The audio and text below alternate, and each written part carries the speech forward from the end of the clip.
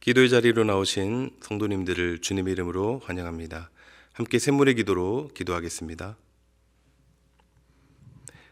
암송구절입니다. 우리가 알거니와 하나님을 사랑하는 자 곧 그의 뜻대로 부르심을 입은 자들에게는 모든 것이 합력하여 선을 이루느니라. 로마서 8장 28절 말씀. 아멘. 모아모아 샘물의 기도를 하나님께 드립니다. 먼저 우리 믿음을 고백합니다. 그러므로 주께서 친히 징조를 너희에게 주실 것이라. 보라, 처녀가 잉태하여 아들을 낳을 것이요 그의 이름을 임마누엘이라 하리라. 아멘. 약속하신 말씀대로 이 땅에 오시고 우리와 함께 하시는 주님을 믿습니다. 임마누엘의 복을 누리며 주님을 더욱 깊이 신뢰하는 성도가 되게 하옵소서. 예배와 교회를 위해 기도합니다. 내가 주께 대하여 귀로 듣기만 하였사오나 이제는 눈으로 주를 배움나이다. 아멘. 크고 놀라우신 하나님 앞에서 늘 겸손한 마음으로 예배하게 하옵소서. 날마다 회개하는 심령 주시고 주님의 선하심을 깊이 체험하며 우리에게 베푸신 그 큰 사랑으로 인하여 날마다 하나님을 찬양하는 샘물교회가 되게 하옵소서. 목장과 성도들을 위해 기도합니다. 보라, 형제가 연합하여 동거함이 어찌 그리 선하고 아름다운고 머리에 있는 보배로운 기름이 수염 곧 아론의 수염에 흘러서 그의 옷깃까지 내림 같고. 아멘. 주님께서 다스리시고 주님 안에서 하나 된 샘물교회가 노년에서 유아까지 은혜가 흘러내리는 교회 되게 하옵소서. 목장을 통하여 주님의 사랑이 샘물의 지체들 한 사람 한 사람에게 빠짐없이 흘러가게 하시고 주의 이름으로 모이는 일이 기쁨 되게 하옵소서. 다음 세대와 청년들을 위해 기도합니다. 오늘 내가 내게 명령하는 여호와의 규례와 명령을 지키라. 너와 내 후손이 복을 보다. 내 하나님 여호와께서 내게 주시는 땅에서 한없이 오래 살리라. 아멘. 말씀대로 살아가려고 노력하는 부모 세대와 그 모습을 보고 따라가는 다음 세대가 공존하는 샘물교회 되게 하옵소서.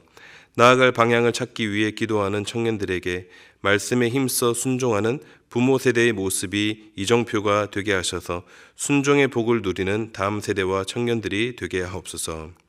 선교와 나라를 위해 기도합니다. 외치는 자의 소리여 이르되 너희는 광야에서 여호와의 길을 예비하라. 사막에서 우리 하나님의 대로를 평탄하게 하라. 아멘. 주께서 보내신 선교사들이 외치는 자의 소리가 되어 하나님의 대로를 평탄케 하는 일꾼 되게 하옵소서. 선교사님으로 말미암아 그와 동행하시는 하나님의 복이 선교지 곳곳에 임하게 하옵소서. 온 우주를 다스리시는 하나님께서 우리나라를 붙들어 주셔서 교회들이 주를 섬기고 선한 일을 실천하는 데 어려움 당하지 않는 자유롭고 건강한 대한민국이 되게 하여 주옵소서. 2023년 한 해도 신실한 하나님의 사랑으로 마칠 것을 믿으며 우리 구주 예수님의 이름으로 기도드립니다. 아멘. 오늘 우리에게 주시는 하나님 말씀은 요한계시록 14장 14절에서 20절 말씀입니다. 한 절씩 교독하시겠습니다. 또 내가 보니 흰 구름이 있고 구름 위에 인자와 같은 이가 앉으셨는데 그 머리에는 금면류관이 있고 그 손에는 예리한 낫을 가졌더라. 또 다른 천사가 성전으로부터 나와 구름 위에 앉은 이를 향하여 큰 음성으로 외쳐 이르되 당신의 낫을 휘둘러 거두소서. 땅의 곡식이 다 익어 거둘 때가 이르렀음이니이다 하니 구름 위에 앉으신 이가 낫을 땅에 휘두르매 땅의 곡식이 거두어지니라. 또 다른 천사가 하늘에 있는 성전에서 나오는데 역시 예리한 낫을 가졌더라. 또 불을 다스리는 다른 천사가 제단으로부터 나와 예리한 낫 가진 자를 향하여 큰 음성으로 불러 이르되 내 예리한 낫을 휘둘러 땅의 포도송이를 거두라. 그 포도가 익었느니라 하더라. 천사가 낫을 땅에 휘둘러 땅의 포도를 거두어 하나님의 진노의 큰 포도주 틀에 던지매 성 밖에서 그 틀이 밟히니 틀에서 피가 나서 말 굴레에까지 닿았고 1600 스타디온에 퍼졌더라. 아멘. 오늘 함께 나눌 말씀의 제목은 마지막 때를 사는 법입니다. 사람들은 보통 어떤 일에 대한 결말을 궁금해하고 또 알고 싶어 하죠. 궁금한 걸 잘 못 참는 어떤 분은 영화를 볼 때 차근차근 진행되는 스토리를 보기보다 먼저 결말부터 알고 싶어 하기도 합니다. 그래서 보통은 결말을 아껴 놓는데 그분은 결말부터 확인하고 영화를 봤습니다. 그래야 편하게 볼 수 있다고 합니다. 사람들은 미래를 알기 위해 또 결말을 알기 위해 점을 보기도 하고 또 전문적 지식을 동원해서 예측을 하기도 합니다. 그렇다면 우리 인간 세상, 인류의 결말은 어떻게 될까요? 오늘 본문이 잘 보여주고 있습니다. 오늘 본문은 믿는 자와 믿지 않는 자가 마지막 때에 어디로 가서 어떻게 될 것인가를 추수환상을 통해 보여주고 있습니다. 요한이 본 이 결말을 함께 묵상하심으로 이 마지막 때를 어떻게 살아야 할지 한 번 더 확인하고 또 대비하는 지혜를 얻기를 소망합니다. 마지막 때를 사는 법이 무엇인가? 먼저 첫째는 긴장하라입니다. 지금은 마지막 때입니다. 마지막 때라는 것은 이제 더 이상 기회도 없고 이어지는 스토리도 없다는 것입니다. 끝이라는 것이죠. 그런데 세상 사람들은 이 사실을 모르기 때문에 마치 지금도 영원히 살 것처럼 살고 있지만 우리 그리스도인들은, 우리 믿는 자들은 알고 있기 때문에 지금 이 때를, 마지막 때를 인지하며 정말 마지막이라는 그런 긴장감을 가지고 살아야 합니다. 왜냐하면 주님의 손에 이미 낫이 들려있기 때문입니다. 본문 14절입니다. 또 내가 보니 흰 구름이 있고 구름 위에 인자와 같은 이가 앉으셨는데 그 머리에는 금 면류관이 있고 그 손에는 예리한 낫을 가졌더라. 이 낫의 용도가 무엇일까요? 영화 같은 데 보면 죽음의 사자가 이제 큰 낫을 가지고 사람들의 영혼을 거두기 위해서 등장하는 그런 장면들을 본 적이 있는데 그런 걸까요? 비슷합니다. 이 낫은 추수하기 위한 도구입니다. 여기서 추수란 의인과 악인을 가르는 최후의 심판을 의미합니다. 결국 주님이 이 낫을 들고 계시다는 것은 심판의 때가 매우 임박했다는 것을 상징적으로 보여주고 있는 것입니다. 그러므로 우리는 주님이 낫을 들고 추수할 그때가 곧 다가온다는 사실을 항상 기억하고 있어야 하는 것입니다. 그런데 우리는 어떻습니까? 본문에 예리한 낫이라고 되어 있습니다. 서슬퍼런 예리한 낫이 만약 실제로 우리 눈앞에 있다면 그 낫이 어떻게 움직일까 그것을 집중해서 볼 수밖에 없을 것입니다. 왜냐하면 이게 언제 휘둘릴지 모르기 때문입니다. 그래서 입이 바짝 마르는 긴장감 속에 정신을 바짝 차리고 있어야 하는 것이 정상적인 모습입니다. 법정에서 판사가 최종 판결을 내릴 때면 사람들이 집중하게 되고 조용해지죠. 어떤 판결을 내릴지 너무 궁금해서 판사의 말을 집중해서 듣습니다. 그런데 세상 법정에서도 그러는데 하물며 의인이냐 악인이냐를 판가름 짓는 하나님의 최후 심판이 임박했음에도 아무 관심 없이 또 반응 없이 태평하고 긴장감 없이 살고 있다면 무엇을 의미할까요? 그것은 최후 심판에 대해서 망각하고 있던지 아니면 모르거나 믿지 않기 때문이다라는 것을 증명하는 것이겠죠. 사랑하는 성도 여러분, 지금이 마지막 때라는 사실을 정말 피부로 느끼시고 그렇게 또 긴장감 있는 삶을 살아갈 수 있기를 바랍니다. 주님이 언제 오실지 모릅니다. 하나님의 예리한 낫이 이미 그분의 손에 있다는 사실을 기억하며 늘 깨어 기도하라는 주님의 말씀을 다시 마음에 새기며 하루하루를 살아갈 수 있기를 바랍니다. 마지막 때를 사는 법 두 번째는 사명을 이루라입니다. 사명을 이루라. 그리스도인은 거듭나는 그 순간부터 사명이 주어집니다. 그것은 복음 전파입니다. 오늘 본문 17절에서 20절을 보면 진노하시는 우리 하나님의 손에 의해서 악인에 대한 최후 심판이 단호하게 이루어지는 장면을 보여주고 있습니다. 그런데 그 장면이 상당히 충격적입니다. 19절과 20절을 보면 이렇게 기록되어 있습니다.